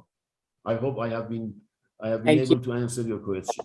Yes, thank you, Mr. Roy. Any other suggestions onto this topic, or any other clarifications you have from Mr. Roy? So once again, thank you, Mr. Roy, for a very practical paper in terms of what measures your company, your bank is doing. And I would like to confirm the paper as noted and endorsed by the committee, and we'll advise you of any further steps that the committee and the ABA will decide in terms of taking this paper forward. So let's move to John from EFMA, who will be making a presentation on a summary of his presentation on distribution. Over to you, John. Dilshan, thank you very much. Miggy is going to be the controller in terms of slides, so as long as I get the numbers right, then hopefully we'll run appropriately. Thank you very much for the extremely kind invitation to be involved in your event today. Appreciate it. I remember some 2 years ago being involved in one of your prior events. I think it was probably the last one you had as a face-to-face one, but it's good to hear that your event was successful last week. And we are now all adapting to the digital world that is facing us, particularly because of the COVID pandemic. One of the major issues that's facing banks across the globe today is, without doubt, distribution, and in particular, this balance between digital and the branch environment. Perhaps first of all, let me just go to slide 2 in terms of what EFMA is about. EFMA are a global organization, global association, providing intelligence content to its members. We are represented in 130 countries around the world. We've got over 120 financial group as members, representing somewhere in excess of 3,500 individual legal entities. So we have a lot of experience globally in terms of the retail financial services sector. And our job is very much to work with those organizations to share best practice, share content, and create a world where those organizations address today's challenges and hopefully improve their bottom line as a result of it. My own personal experience, as the next slide shows, we'll see that I've been around for just a few years. As you can see from the slide behind me, EFMA has been around for some 50 years. And my experience manages to just exceed the period of time that EFMA's been. So from a personal point of view, I've seen significant changes within the world of retail financial services, whether they are in the branch environment and of course move into the digital space as well. There's no doubt that there are some major challenges that are being faced by banks today, and slide 4 sort of starts to address these issues. What we see across the globe is a general reduction in branch numbers. It varies around the globe in different countries, in the different pace of changes that are going on. You take somewhere like the UK and somewhere over 4,000 banks and building societies have closed their offices. You've got somewhere like Societe Generale, probably somewhere in excess of 600 of their branches out of around about 2,000 are expected to have gone by the year 2025. And of course, if you look in the United States, big brands such as Wells Fargo, Citi, JP Morgan are closing branches on a regular basis. But I suppose when I look at these issues, I can understand why there is this big challenge on the branch environment, because it's a huge amount of cost. Up to 50% of the cost in a banking environment is associated with banking side of the business and the branch activity that goes on. But historically, of course, that is where customers have done that business. It's where they feel at ease. It's where a brand is able to display its branding, its trust, and it's trust that is so important as an organization in the banking sector. So whilst many, many banks are closing these offices, I think banks take a big risk by deciding the world is entirely going to be digital. The next slide sort of starts to touch into what I would class as the human element that is so important. Certainly things have changed a lot in the last 18 months because of COVID. And there are a lot of people thinking this is fantastic. We've moved, maybe instead of having a 1 or 2 year objective for going digital, we've managed to achieve 10 years worth of change in a very short space of time. But of course, people have been forced sometimes to use a digital interaction with the bank because the branch has not been available. So whilst people are using the digital platforms, not everybody is there wanting to use that, and some of them will want to go back to the opportunity to interact face to face. And I think you have to sort of sit this ascent against other industries as well, whether they're in the retail sector, the food delivery sector. You know, COVID has changed the dynamic significantly. Instead of going to a supermarket to buy things, food, instead of going to closed shops, people have been ordering things online. And slowly now in some countries where there's a little bit of changes on the restrictions, people are going back to that face-to-face world. There is a balance there to be struck, and it's incumbent upon the banks to really work hard on achieving that. If you take something like TD in the United States, eighth in terms of size in the United States, then over the last year or so, they've seen a 50% of their customers using their businesses online. So a lot of people using it online. Certainly during last year, they had almost a 60% increase in people using online activity. But having said that, they still are wedded to the branch environment.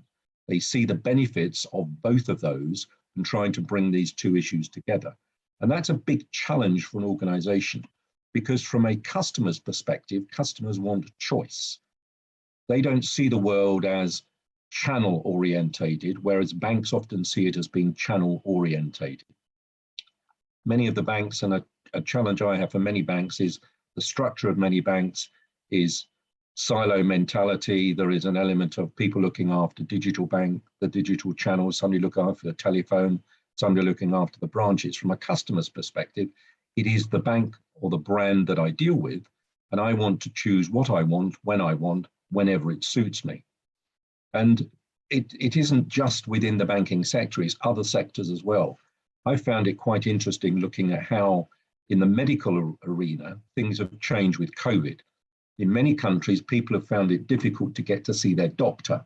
So for example, if you take the National Health Service in the United Kingdom, then people would frequently go to see their doctor face to face.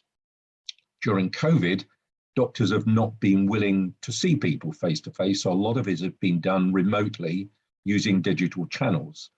Now that there is an element of restrictions being removed, many customers are wanting to go back to seeing doctors face to face. But actually, the doctors are finding it comfortable dealing with the digital environment. So you now have an interesting challenge going on between the individual and the organization in terms of what is best for the user.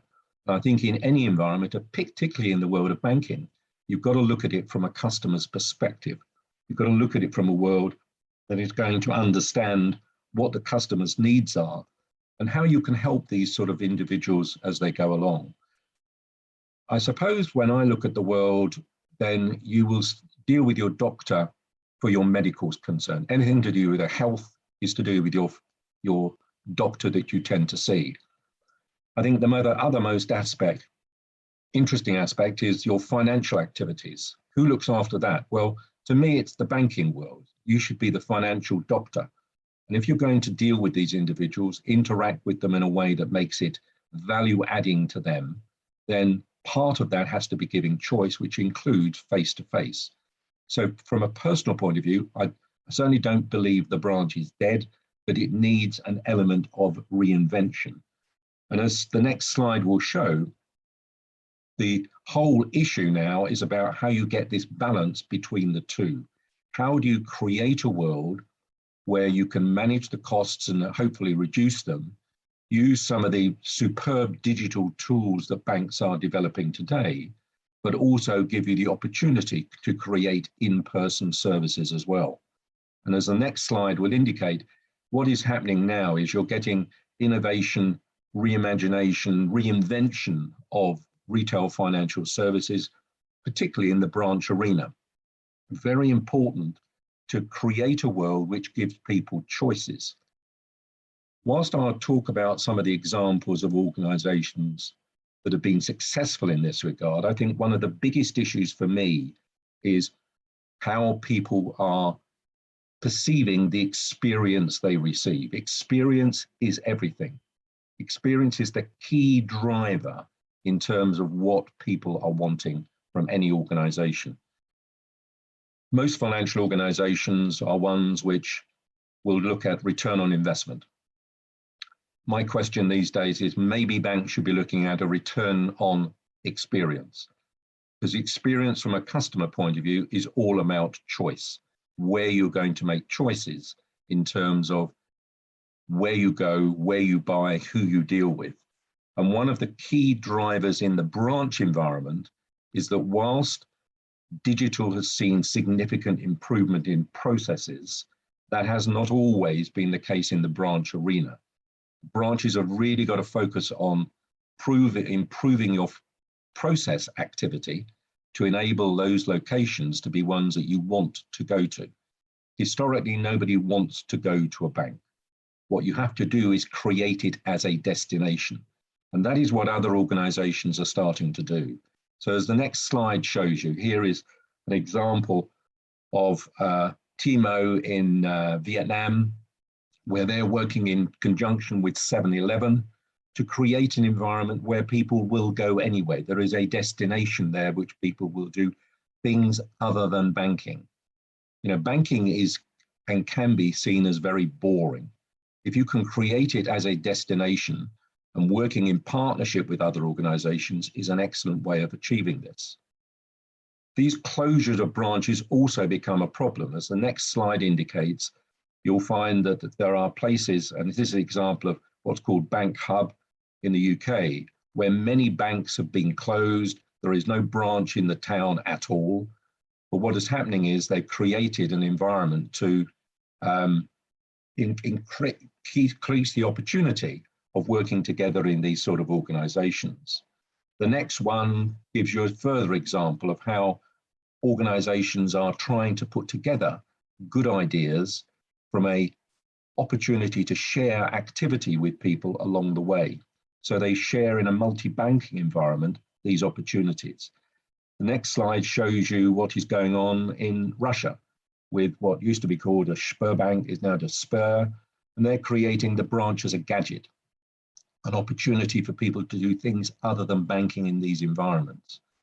I think what you also have to bear in mind is that even the most digital organizations, the likes of the Apples, etc., the Amazons, are having physical environments, and they are very successful.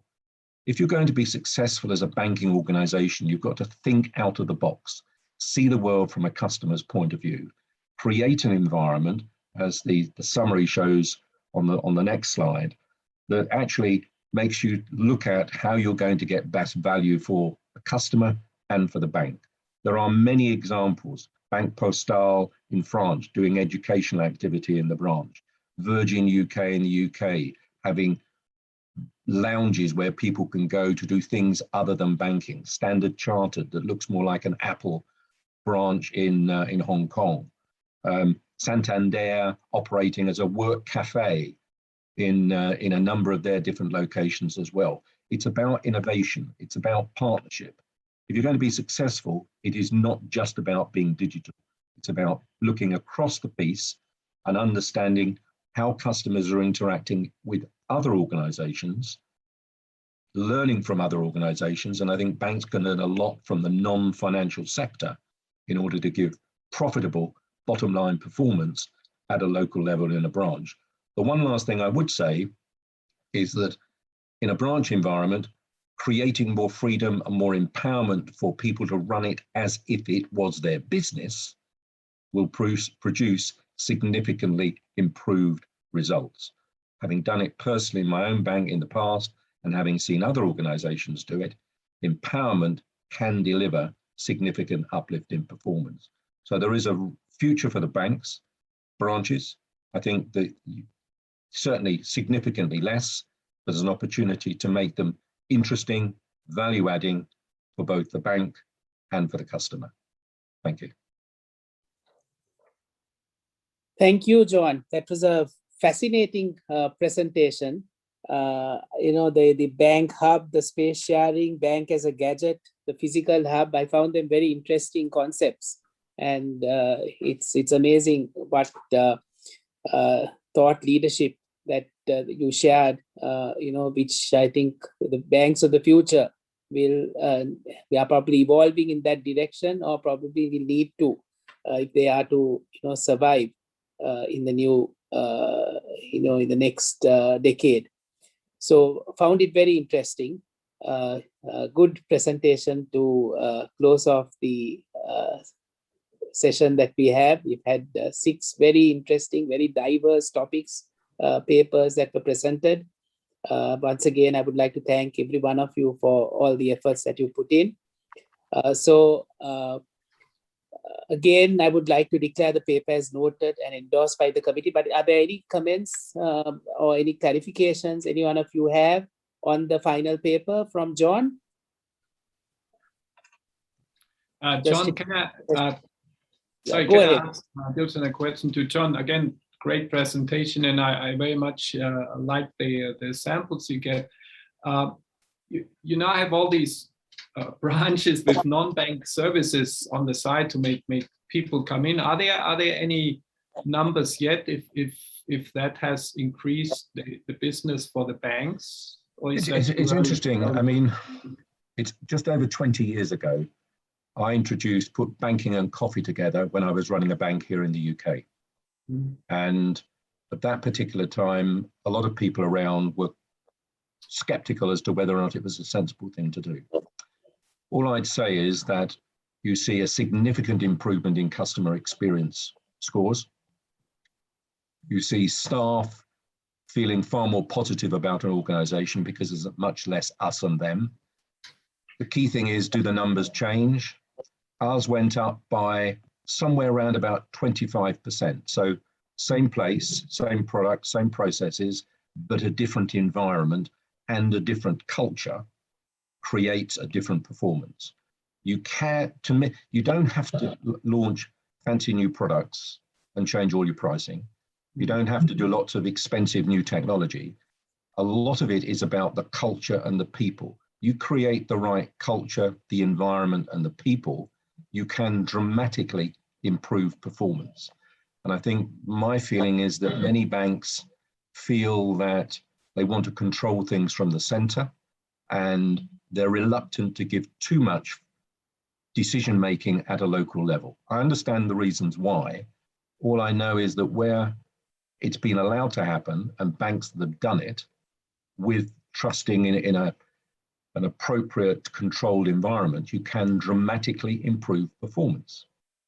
So the opportunities are there, and where those things happen. I think the other side for me is as banks move towards a sort of more platform approach to activity, I think the innovative banks will start selling non-financial products. Research I've seen that probably says customers will perhaps 25% of customers will buy non-financial products from a bank, the same as you're happy to buy financial products from a non-bank, which happens today.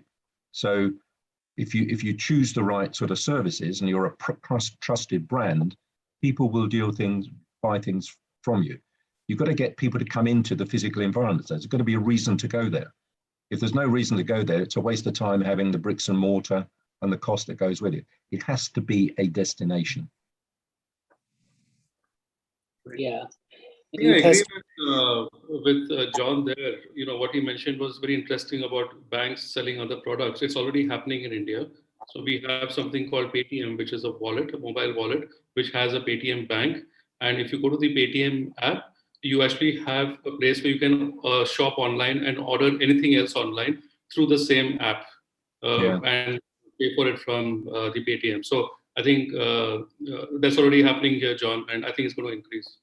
I think, you know, you take somewhere like CaixaBank in Spain, they are the biggest seller of mobile phones. So they sell cars as well. So there are organizations selling a range of other services rather than selling the loan. Actually, the loan for the car, you're not interested in the loan, you want to buy the car. So if you can be the organization that's doing that, and you know, it's about being there to assist these people at every part of their life. And the more you sort of allow innovation inside the organization, then get it right, and there's potential to grow revenue quite significantly. Yeah, absolutely. I think it's about, you know, really understanding the customer journey and seeing where the bank fits in there. And that's where I think you're right. The customer journey is so important. I think what is a real challenge though is, where do you go to find out what people are doing around the globe? You know, there was a time when there was an organization in the States, that name escapes us at the moment. They had a place in Connecticut with about 30 different styles of branches laid out in a huge hangar, effectively. That doesn't now exist. So to find out what other banks are doing is not easy. You can spend a lot of money with McKinsey's or Bain or EY or whatever, and they'll tell you some of that. Fortunately, with EFMA, we have, because of our significant reach, you know, we have some really value-adding data that we can actually then share within our membership.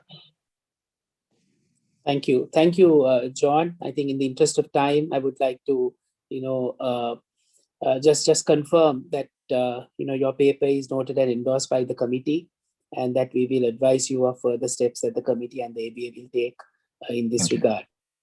So we have a few minutes left. Just want to have a quick discussion amongst all of you in terms of some of the suggestions you may have in terms of future policy advocacy work. Who would like to start off? Maybe if I can start off. Thanks. Yes. Yes. Cybersecurity is a particular area of interest for me, and I agree that this is a matter for the government, you know, to look at. But I'm wondering if there's any leverage that the association may have to drive cooperation across governments, because clearly the risk is something that's international. You know, the fraudsters do not reside in the domicile, so there has to be significant cooperation. You know, we can't just rely on government to get to their feet, move faster on this, and collaborate with each other. So I was wondering if that's something that would be of interest to the association. Okay. I think it also relates to the comment that Mr. Tyagaraja brought in terms of, you know, how do you ensure better sharing Yes. of and cybersecurity would be one good area for that. So that may be one paper that we can make a note of. Any others? So I have a suggestion on this, to what Gabby said, Dilshan. Maybe at one of the meetings, we should invite Interpol, because Interpol is doing a lot of work on the cybersecurity side across countries. So I think to Gabby's point, it might be useful to get them onboarded also. I can help you to do that if required. So maybe we can discuss that later. Yes, thank you. We'll make a note of that. Another aspect, maybe, since we are on the cybersecurity topic, whether whether cyber insurance is something that I don't know. Our bank is just about to get into that. For the first time, insure for cyber. So that may be another area, the pros and cons of cyber insurance, and a good case study or a good understanding of the knowledge in that area. How whether claims are being paid, how does it apply to different parts of the world? And that might be another area we can probably home in on. But outside cyber, what are the other areas that you would like to us to think about? Dilshan, I think cybersecurity definitely is an ongoing issue, and we cannot stop talking about that. Especially, absolutely. We have been under attack several times, and there was a startup which we facilitated that, and they have worked heavily on this issue, and they have come up with good solutions. I think I should ask them to provide their experiences and what they have done in this regard to share with the ABA, and when I get the information, I will pass it to you. Besides that, regarding the advocacy committee, even though I remember that in the previous meetings of ABA, we had discussed about the blockchain, digital coin, and digital currency. Still, I think it is also another issue that we need to continue discuss that, especially about the digital currency, that even some countries might be, moving towards that. This is an issue that we can work on it and share our experiences in that regard. We can look at that. Thank you very much, Roy. Any other thoughts?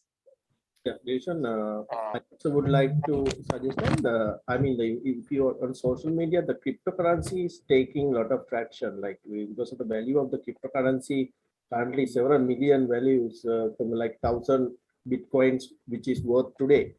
So there's really traction going on. So if some expert we can get down on this subject matter, that also would help. Probably in future, it is something everybody will talk about. That's a very good point, Suresh. Thank you for that. We can definitely bring in a conversation on cryptocurrencies, because I think the regulators are now finding it difficult to ignore. So it's really coming into their own agenda items. We saw that happen at the regulators roundtable a few days back as well. Any other thoughts? There, Dilshan, I have a suggestion where, again, the folks from RCBC on the panel will know there's a game being played in the Philippines called Axie Infinity, which has actually driven the usage of NFTs, non-fungible tokens. And the Banco Central Filipinas has also authorized, I think, 2 or 3 exchanges of crypto where citizens can go and exchange these NFTs through the, I'm forgetting the name of the exchange, but they can essentially convert that and put that into their bank account. So there's actually a very good case study there. And again, if you need, I can invite those folks to come and present or, be part of this forum. That would be useful. Yeah, that would be useful. And that has actually had an impact on, financial inclusion. It has helped some people get into, earn more money essentially by trading in NFTs, more than 3 times of what they would have earned otherwise in their regular jobs. Sure. John, Oliver, any thoughts? Any new areas we should be looking at? Yeah. Well, I mean, for my part, I'm happy to continue with the LIBOR series. That is an ongoing process. It's a gift that keeps on giving. So we have at least until the end of the year and beyond that to talk about that. I'll be happy to do another update. Otherwise, I would fully agree. Digital currencies is, I think it's the topic now, especially central bank-backed digital currencies. I think that's something definitely to look at and to consider for Asian banks. Sure. Thank One of you. the points I mentioned during my presentation was whether people should be thinking more now about return on experience rather than return on investment. Yes. I think experience is the issue where people make a choice, positive or negative, about your organization. And I think that's an area which needs addressing. The other one for me that is, clearly every so often you get reports in terms of the sort of demise of the bank as we know it today because of all the other changes that are going on. And I think banks need to be not only, they're aware of that, but given more support in terms of how do we fight for the survival when we've got these large organizations from non-financial organizations wanting to take business away from the banks. So I think there's an element of not wanting the banks to be irrelevant, and there are some of the reports, whether they're Gartner or other ones, that will say, the world of banks as we know it today was almost going to be gone within a decade. That's going to depend on the banks rather than these non-financial players. So I think there's some bigger picture issues there, and how you help to equip those organizations to cope with the challenges that are there. Whether it's, I think one of the biggest issues is leadership. I think the sort of need for innovative leadership is so important. And I think if we can create something which equips the leaders of tomorrow to be able to drive these businesses into a more successful future, that would be a worthwhile area to focus on. Sure. I'm particularly interested in the return on experience. I mean, at the end of the day, managing customers and staff, and then really being able to address that very positively has significant impacts on how the bank. You're only as good as the experience you give your customers. If you give them lousy experience, they'll find somewhere else to go. Absolutely, and in that context, the relationship you have with your staff and how happy they are. Yeah, also, that's true. Absolutely. Yeah. Thank you. Cultural issues are key. Absolutely. Any other thoughts? There's also a question in the Q&A chat by Rajendra Tyagaraja on can ABA look at carbon zero? So I think that's a good one. Absolutely. I was going to get to that. So what he's suggesting is whether the respective banking associations of each country can actually start tracking the carbon, the CO2 levels, as well as the actions that are being taken by banks to improve their own carbon footprint. So that's I think it's another collaboration area we can think about. I think that whole area of sustainability is just so important. You can't get away from it, whether it's regulators, whether it's government, whether it's customers. We're in the process at the moment of establishing a sustainability community where we want to share that globally. And maybe through your good selves, we can invite members of ABA to get involved in that, because I think, superb presentation today from RCBC in that particular subject. So I think the more we share, the better it is. Nobody's got all the answers. That's right. So there are quite a few case studies. Actually, now even my own bank is moving towards carbon neutrality by the end of this year. So, I mean, we can always share case studies and then inspire others to follow. It's not a competitive issue. It's a survival issue. That's right. Absolutely. Absolutely. I think we've got a lot of topics. Mig, do you want to quickly just sort of list out some of the... You'll end up having to have more meetings during the year. Well, that's another point that I brought up at the beginning. Not so sure. That we can make it, say, from twice a year to at least 3 times a year, and meet maybe every 4 months, given that, now we're on an online mode, and the fact that physical meetings are no longer, practical, at least in the short term, whether we could meet more often and share some of the learnings, and also get our teams to meet each other.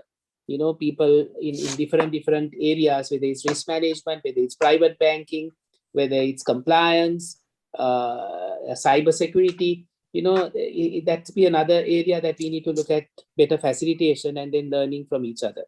So we will look at that aspect as well. Yeah, since we move online, now we are meeting more regularly. If that's the demand, I think the secretary can happily comply and maybe try to improve the productivity of the committee.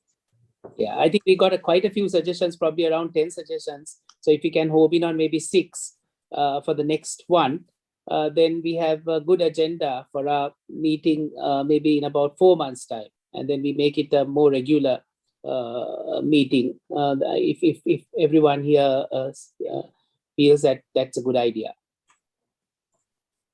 I can see a lot of people, so I'll take that as a affirm. Thank you. Oliver say yes. Yes. Good. Okay, so let me move on to the final area. We can continue to have this discussion. I mean, please feel free to, I'm sure Mig will send out a note, and then you can come back in terms of any other areas you may think that might be worthwhile for us to discuss. Blockchain might be another area.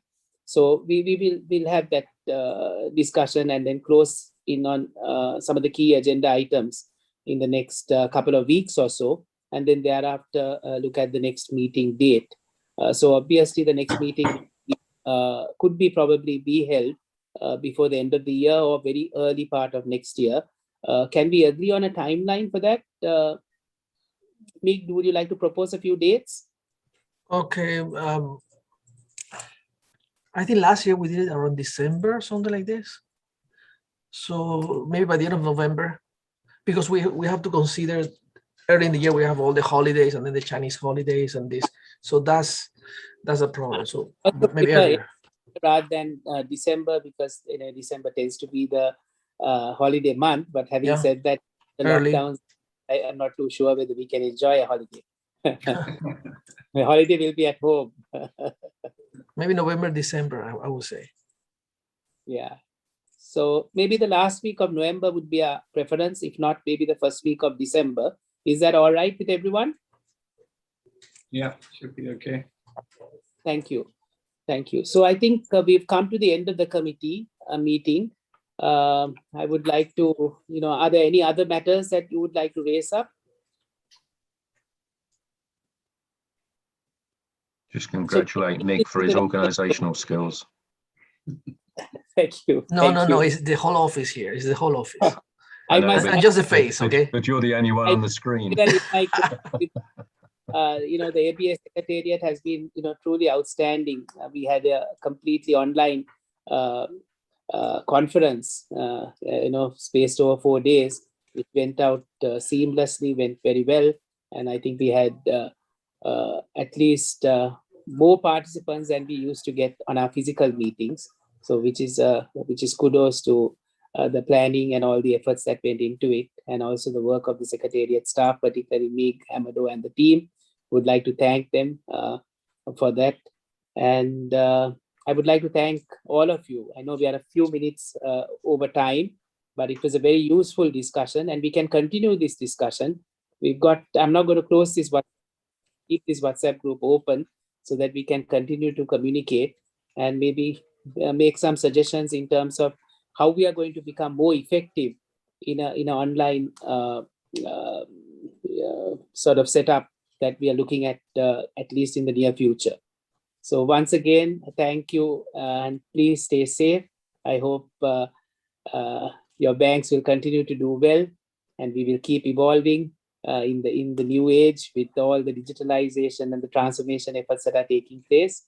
Once again, thank you all for your participation and all the hard work that you put in on the papers that were presented. All of them were very high quality and really appreciate.